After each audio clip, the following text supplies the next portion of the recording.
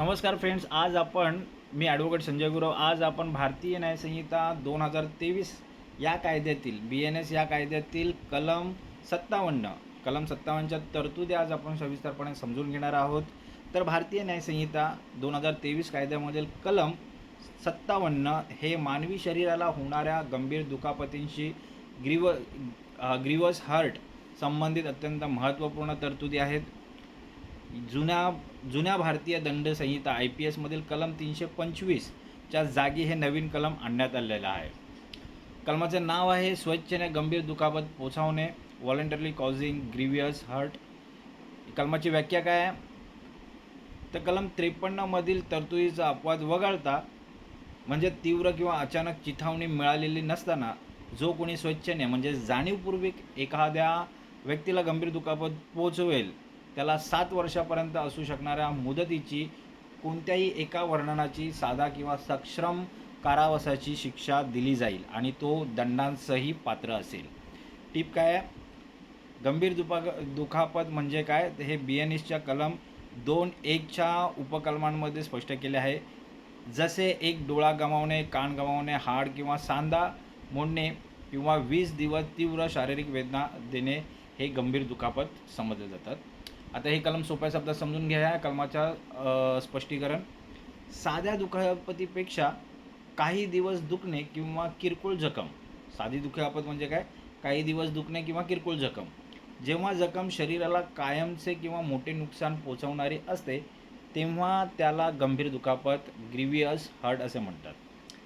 जर एखाद्या व्यक्तीने स्वतःच्या इच्छेने समोरच्या व्यक्तीचे मोठे नुकसान करण्याच्या हेतूने किंवा तशा ज्ञानाने हल्ला केला तर कलम 57 लागू होते.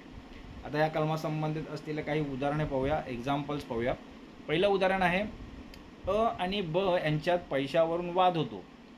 अ रागाच्या भरात बच्या तोंडावर इतका जोरात बुक्का मारतो की बचा पुढचा दात तुटतो. दात किंवा हाड मोडणे हा गंभीर दुखापतीचा प्रकार असल्याने अने कलम 57चा गुन्हा केला आहे, अंतर्गत गुन्हा केलेला आहे हे सिद्ध होते. उदाहरण 2, राम हा श्यामला लाठीने मारहाण करतो ज्यामुळे श्यामचा हात फ्रॅक्चर होतो. हाड मोडणे हा देखील गंभीर दुखापतीचा प्रकार असल्याने येथे राम कलम 57 अंतर्गत दोषी मानला जाईल.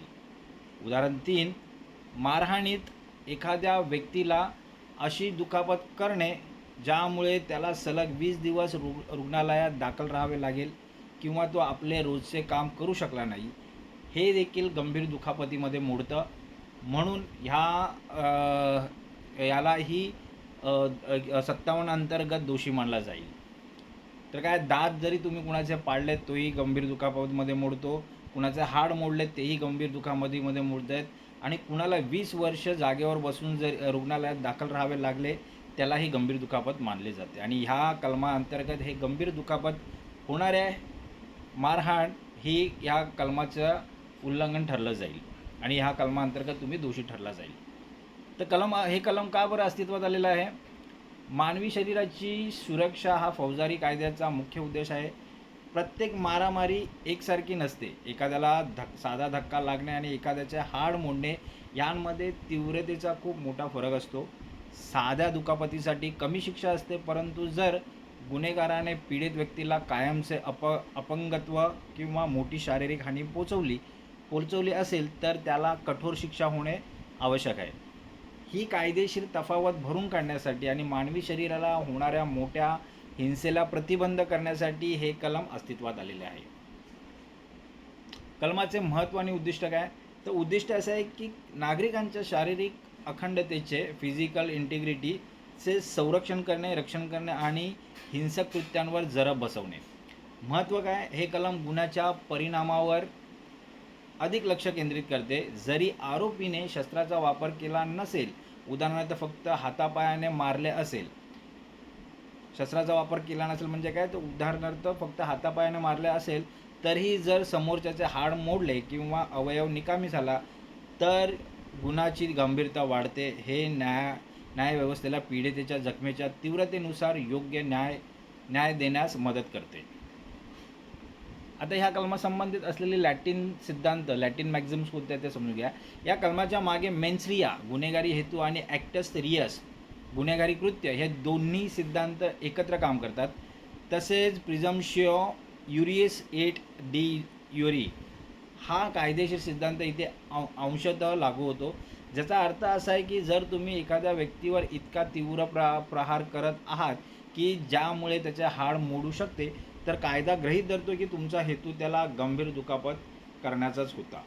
तर ही लॅटिन मॅक्झिम या कलमासंबंधित आहेत. आता ह्या कलमाचे उल्लंघन कसे होऊ शकतं आणि त्याची शिक्षा आणि उपाय काय आहेत ते समजून घ्या. कलमाचे उल्लंघन व्हायलेशन कसं होऊ शकतं, तर भारतीय न्यायसंहिताच्या व्याख्यासूचीनुसार कोणत्याही व्यक्तीला स्वेच्छेने अशा जखमा करणे ज्यामुळे त्याचे कायमचे नुकसान होईल, तेव्हा या कलमांचे उल्लंघन होते. हा गुन्हा दखलपात्र कॉग्निजेबल आहे गुन्हा आहे कॉग्निजेबल गुन्हा आहे, दखलपात्र गुन्हा आहे. कॉग्निजेबलमध्ये दखलपात्रामध्ये पोलिसांना वॉरंटची गरज लागत नाही, ते थेट जाऊन आरोपीला अटक करू शकतात. आणि अजामीनपात्र आहे, नॉन बेलेबल पण आहे. हा जर गुन्हा तुम्ही केलात तर तुमच्या वॉरंटशिवाय तुमची अटक होऊ शकते आणि तुम्हाला बेलही मिळू शकत नाही. अजामीनपात्र नॉन बेलेबल ऑफेन्स आहे, गुन्हा आहे.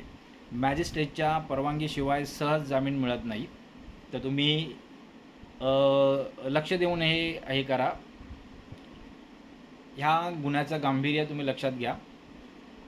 शिक्षा काय आहे ह्या कलमा अंतर्गत जर गुन्हा घडला तर कारावास आहे 7 वर्षापर्यंत वाढू शकणारा साधा किंवा सश्रम कारावास होऊ शकतो. म्हणजे तुम्हाला 7 वर्षापर्यंत शिक्षा होऊ शकते, जेल होऊ शकते आणि साधा किंवा सश्रम म्हणजे कठोर कारावास होऊ शकतो.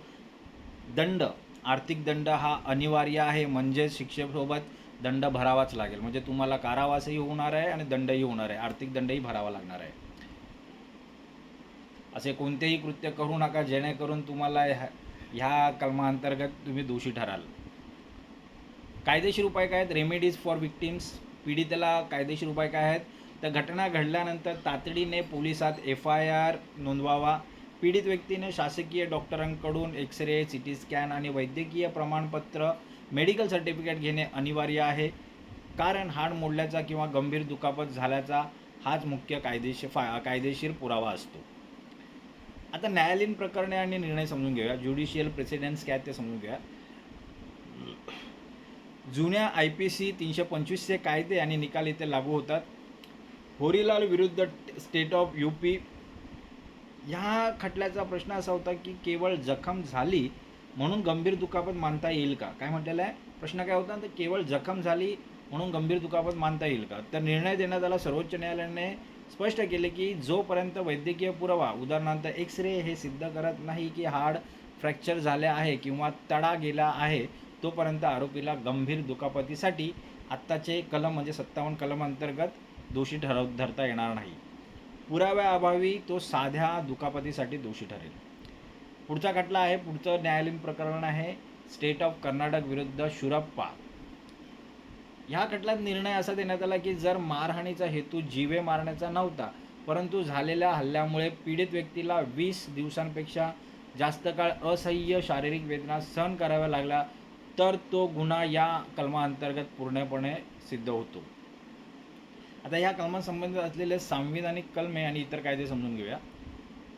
भारतीय संविधानातील कलम 21 आर्टिकल 21 सन्मानाने आणि सुरक्षिततेने जगण्याचा अधिकार कोणत्याही व्यक्तीला बेकायदेशीरपणे शारीरिक यातना देणे या अधिकाराचे उल्लंघन आहे. भारतीय साक्ष अधिनियम 2023 BSB डॉक्टरांनी दिलेला मेडिको लीगल रिपोर्ट MLR हा न्यायालयात कलम 57चा गुन्हा सिद्ध करण्यासाठी प्राथमिक आणि सर्वात महत्त्वाचा पुरावा मानला जातो. पुढचा आहे नागरी हक्क संरक्षण कायदा PCR ॲक्ट.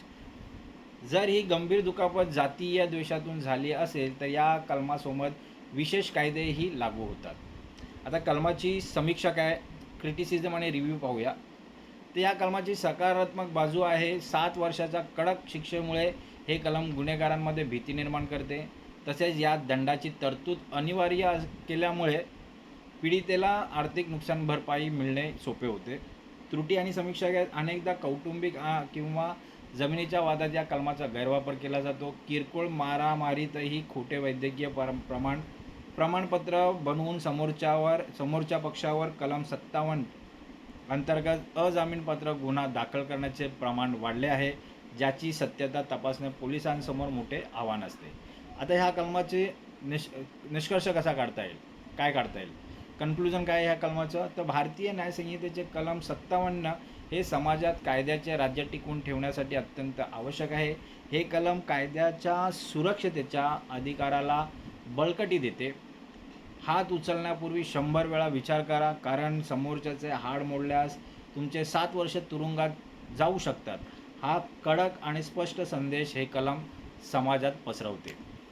तर मित्रहो, आज आपण भारतीय न्यायसंहिता BNS या कायद्यातील कलम 57 या कलम 57च्या तरतुदी आज आपण सविस्तरपणे समजून घेतलेल्या आहेत. हे कलम अधिक चांगल्या प्रकारे समजण्यासाठी, ह्या कलमाच्या तरतुदी अधिक चांगल्या प्रकारे समजून घेण्यासाठी हा व्हिडिओ तुम्ही वारंवार पहा, जेणेकरून ह्या कलमाच्या तरतुदी तुम्हाला अधिक चांगल्या प्रकारे समजतील. असेच कायदेविषयक ज्ञान मिळवण्यासाठी, कायदेविषयक माहिती मिळवण्यासाठी आमचे चॅनल सबस्क्राईब करा, लाईक करा, शेअर करा आणि आपल्या प्रियजनांना, मित्रांना फॉरवर्ड करा, जेणेकरून त्यांचंही कायदेविषयक ज्ञान वाढेल, त्यांनाही कायदेविषयक माहिती मिळेल. तर आज आपण इथेच थांबूया. धन्यवाद.